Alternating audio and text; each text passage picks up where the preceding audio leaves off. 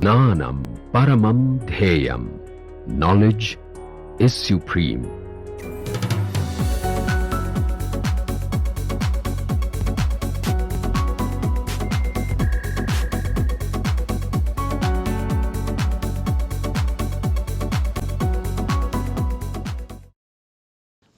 Now, next problem is you write the x, y and x, z and also x square minus y square as the component of second rank tensor. So, you need to recollect here in this problem, problem number 3, that in the tensorial notation these if I write t q comma k, sorry, t k comma q, okay, these can be written in terms of the spherical harmonics L, m, theta, phi. So, these things I think you all know, you all have seen in your regular class that the tensorial notation or these tensors can be written in terms of the spherical harmonics. So, here you can write, if I write here k comma q, this is k comma q, okay, theta phi, and this tensor, for example, now I have 2 q. This can be written as, so this is a rank 2 tensor. When I write k is equal to 2 implies it is a rank 2 tensor. Okay. So, this is a rank 2 tensor and one can obtain the rank 2 tensor by taking a tensorial product of the two, that is A sum 1 comma q times B 1 comma q, and you take a sum over. So, this is q1 q2. So, if I take sum of q1 q2, so q1 can take any values and the coefficient here can be written as, so this can be written as the coefficient which I missed here, q1 q2 and k q, or another way of representing this would be 1 1 2 q1 q2 q. So, this q corresponds to k as 2, q1 corresponds to k as 1, q1 corresponds to k1 as 1. So, in order to write the tensorial representation, we need to have a matrix, or we can write it in terms of a matrix. But before that, just remember how the coordinates or x, y, z are represented in terms of the irreducible tensors. So, in order to calculate the irreducible tensors of the product of the two irreducible tensors, we need to know how they are represented in terms of reducible form. So, reducible form you will write in terms of irreducible form, and then you can prove this W or omega is product of these two irreducible tensor are scalars. So, actually they are in the next problem you will prove that they are scalars. So, that will be a generalized statement which we will see in fourth problem. So, point to remember here is, if I have A, okay, I can write A11 as minus x plus iy, minus x minus iy, sorry, minus x minus iy, and A1 minus 1 as minus x will become plus x. So, this will be plus x minus iy. So, in general let me write here A1 plus minus 1 is written as minus plus x minus iy, and A10 is the z component, Az. Okay. So, with this we can actually evaluate the direct way in which you can actually write x or here you can just write it as z. Okay. So, since I am writing in terms of the radial coordinate, where a is some radial coordinate. Okay. So, when a is a radial coordinate, you can write in terms of x plus iy, and a 1 0 will be the z component. If I am writing a as some momentum operator, then it will be px, py, pz. If I am writing in terms of vector potential, it will be ax, ay, az. Again the form will remain the same. X will be replaced by ax or px, y will be replaced by ay or py, z will be replaced by ay or az or pz. So, this definition you have to keep in mind before you actually start doing the problem. So, we will go to the next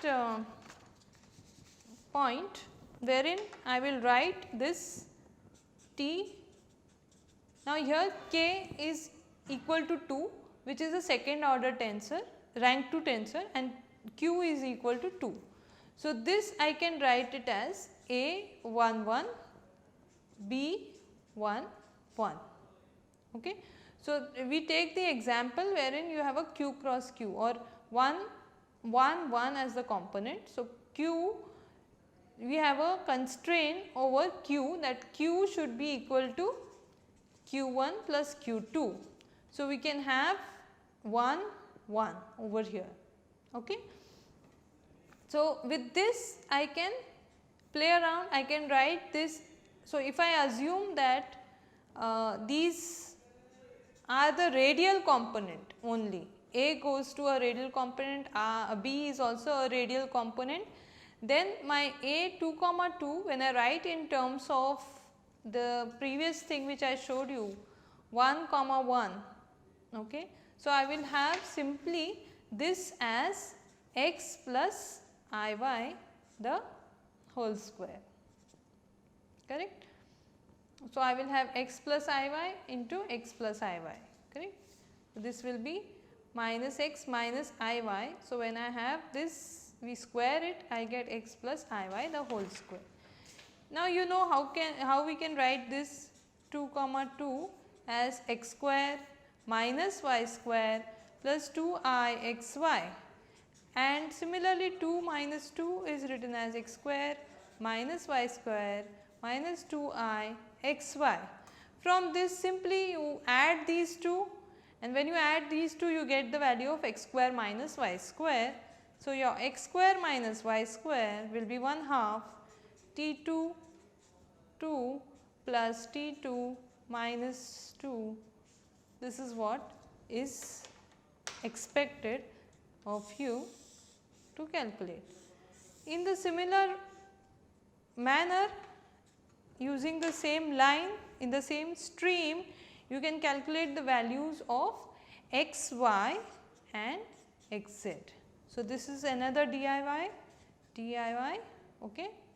You can do this, you have to make some guesses. Now, x and y you can see directly from here, I can subtract the two and obtain. So, I have already given you for this. Now, think how will you get for x, z, okay. Just think and you will get it. The next part of the problem, whatever we have done in this third problem, a similar line of thought will help you to solve the fourth problem. So, when you can start by, again the reminder to you, note that T I had written in the previous case, but again I wish to rewrite it, minus plus x minus iy T1 comma 0 is nothing but the z component. And remember, how will I write the dot product of A dot B? Whenever we write in Cartesian coordinate, how do we write? We write it as ax px plus ay by az bz, right. So, let me write it for you all, ax bx plus ay by plus az bz. This is the way I write. Now, let us do it in terms of the irreducible tensors. This can be done, you have to think a bit and convince yourself what I am writing here, A1 minus 1 B11 minus A11 B1 minus 1 plus A10 B10. So, this I am not getting blindly, you have to just rewrite this, or you can start by writing the form in which you can have A and B, the possible values of A and B. So, A can have the tensors or the terms which involved with A are 1 minus 1, 1 0 1 1. Similarly, for B, and you have to make a combination such that you get Ax Bx plus Ay By plus Az Bz. So, this you can try how this transition, or the other way around, you can start with this and get the term. Now, let me write this term in the compact notation. So, what is the compact notation I can think of here is A, I have 1 is there in all and Q is changing, Q is minus 1 or 1 or 0, either it is 1, 0 or minus 1. So, I can take summation over Q going from 1 to minus 1 to 1 times B 1 minus Q. You can see here that B is taking different value. So, I write it this way, and I have a factor of minus 1 times Q. So, I will have this in the form of compact notation. So, I have 3 terms. You can again check this to this step, it is very easy. And in order to prove that the A dot B is a scalar, what you have to do is you have to write the scalar product in terms of the irreducible tensor. So, now you know that this is a reducible tensor, reducible operators or terms which can be, we have written it in terms of irreducible representation. And I give you a hint that you use, if you can show, this was called as omega, right, this term in the expression in the question is omega. If you can prove j plus minus omega is equal to 0 and jz omega is equal to 0, then you are indirectly showing that omega is a scalar. So, when you have a commutator of an operator with a scalar, then it is always 0. This by notion you know. But to do this job, you should know what is the commutator of j plus, j minus and jz with these irreducible tensor. So, I will give you another hint which would make your problem much simpler. So, this is j k comma q is q h cross. We have come across this before also, you have seen this in problems where we have linear operators, and we discussed about these kind of commutator brackets. So, it is not a new thing for you, but just trying to recollect it for you all, so that you can directly apply it in the problems. Here I am not sure about the plus and minuses, so I just write it as C plus minus. You will have this h cross square root of q k plus q into k minus q plus or minus. So, you have to check that part, okay. But you have already with you, but this is just a hint, an outline, so that you go about for the fourth problem. Okay, fifth problem at this point we can actually skip, but since it is a part of the tutorial, I will discuss it. If it is not very clear, then in the next tutorial we are going to repeat such exercise, such problem. So, you need not get much panic if you are not sure what is going on, because Wigner-Icart theorem will be discussed in the coming lectures. So, there will be a recapitulation of everything in the last tutorial. So, the problem given to you is in a rotationally invariant system in 3 space dimension, the matrix element of the z component of the dipole moment that is half the z component of the dipole moment is given to you as some a value, and in terms of a we have to find out the x component of the dipole moment and some hint is given to you. Okay, before we actually attack this problem, what I want to say is that I will what I will do here is I will give you a, one example wherein you will understand what exactly is being done in this problem. So, the thing is that when you are doing some measurements, you are given the output of the z component. The experimentalists give you the output of the z component, and you want actually when you are performing the experiment, you want the data of some other quantity. Here you have Pz. So, in order to obtain Pz, you cannot make the measurement, but there is some way in which you can obtain Px. So, Px can be obtained by using Wigner-Eckardt theorem. When you use Wigner-Eckardt theorem, you will not get the exact value of the observable, mind you, but you can rewrite in terms of the known observable. So, that means that in this problem you can write Pz such that, or you take the ratio of Pz and Px. So, here you are given a hint that Px is 1 by root 2 times P plus P minus. So, there is a minus sign here and P minus. So, when you are attacking such problems, you have you can write, let me call B as half Px half.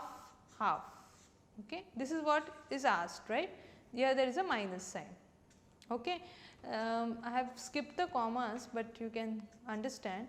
So, this I can write it as P plus and P minus. Obviously, P minus will not act on this, P plus will act on this. So, this will be the this will only give us the non-zero contribution. So, this will give me minus half P plus half minus half.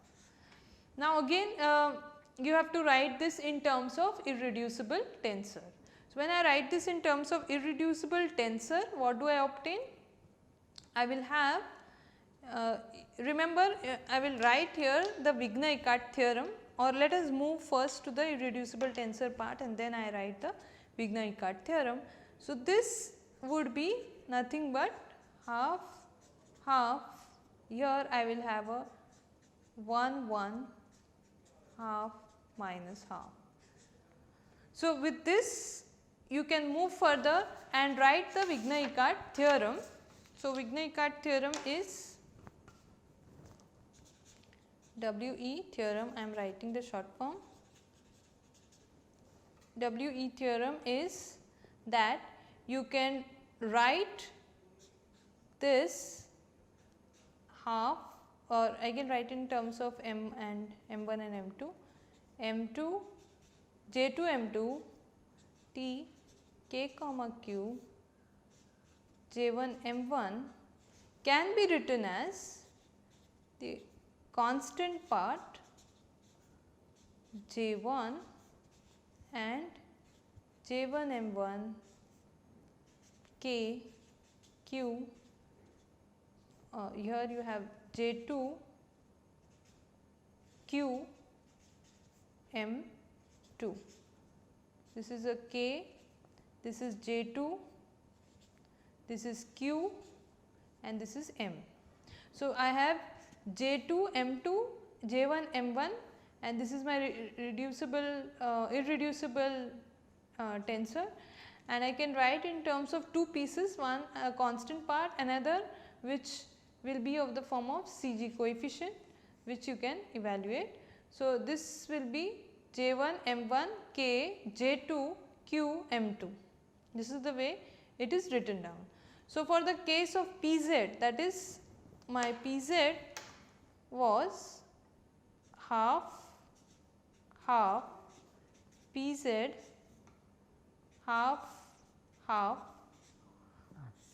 divided by half px half minus half. This is A by B, and this quantity here, this can be reduced or rewritten as, I will have two terms which exactly cancel these constant term. So, when I write A by B, I will have half, half, 1 half, 0 half. Okay.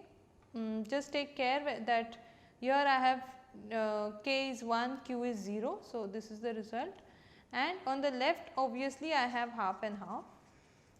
Okay, I have written that. So, this is the bracket. Then I have half half, and here I have 1, then I have a half, then I have a 1 and a minus half. Okay. So, these quantities you can evaluate. So, now our B would be, you have to evaluate these using the CG table. You can use CG table and evaluate these quantities. So, here your K is 1 and your Q is also 1. Okay. So, B you will find that it is equal to A. So, if this is not very clear, you will get the essence of this problems in the next tutorial.